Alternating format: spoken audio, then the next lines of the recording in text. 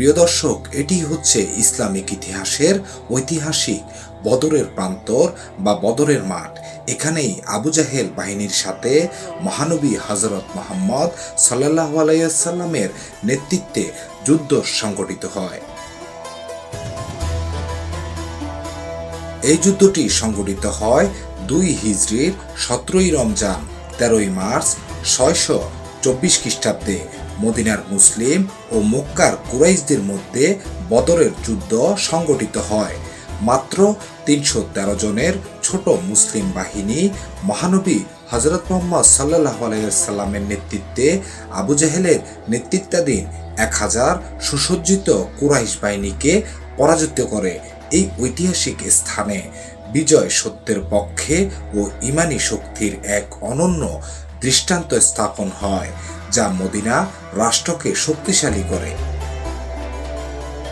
প্রিয় দর্শক, এটাই সেই মসজিদ। প্রিয় নবীজি এবং সাহাবায়গণ এই মসজিদে ২ রাকাত নফল নামাজ আদায় করে আবু জাহেল বাহিনীকে পরাজিত করার লক্ষ্যে নেমে পড়েন এই যুদ্ধে।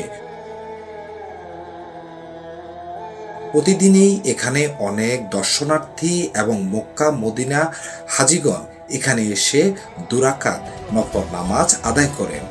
তাই এটিও দর্শনার্থীদের এবং হাজিগণের কাছে খুবই গুরুত্বপূর্ণ স্থান।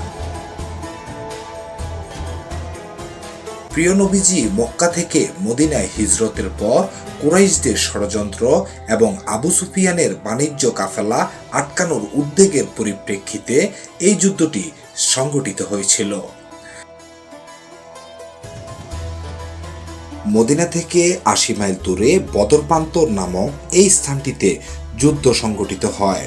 মুসলিম বাহিনী ঈমানী শক্তি ও ইসলামের অস্তিত্ব রক্ষায় ৩১৩ জন সাহাবা এই যুদ্ধে অংশগ্রহণ করেন এবং কুরাইশ বাহিনীর সুসজ্জিত প্রায় ১০০০ জনের এক বিশাল বাহিনী দ্বারা এই যুদ্ধ সংগঠিত হয়েছিল। মুসলিমদের ঐতিহাসিক বিজয় কুরাইশ পক্ষের প্রধান নেতা আবু জেহেল, উতবা, সায়বা সহ বহু কুরাইশ নেতা নির্মমভাবে নিহত হন এবং ৭০ জন বন্দী হয় এবং নির্মম পরাজয় বহন করে কুরাইশ বাহিনী। এই যুদ্ধে ৬ জন মুহাজির ও ৮ জন আনসার সহ মোট ১৪ জন সাহাবী শহীদ হন। এই জয়ের ফলে আরবে মুসলিমদের ক্ষমতা ও প্রভাব বৃদ্ধি পায় এবং কুরাইশদের দম্ভ চূর্ণ বিচূর্ণ হয়ে যায়। এই যুদ্ধের মাধ্যমে ইসলাম এবং মুসলমানদের বিজয়ের ধারা সূচিত হয়েছিল। প্রিয় দর্শক, কোথাও কোনো তথ্যগত ভুল থেকে থাকলে অবশ্যই কমেন্ট করে জানাবেন, যা পরবর্তী ভিডিও তৈরিতে আমাদের অনেকটা সহায়ক হবে। সবাই ভালো থাকুন, সুস্থ থাকুন। আল্লাহ হাফেজ।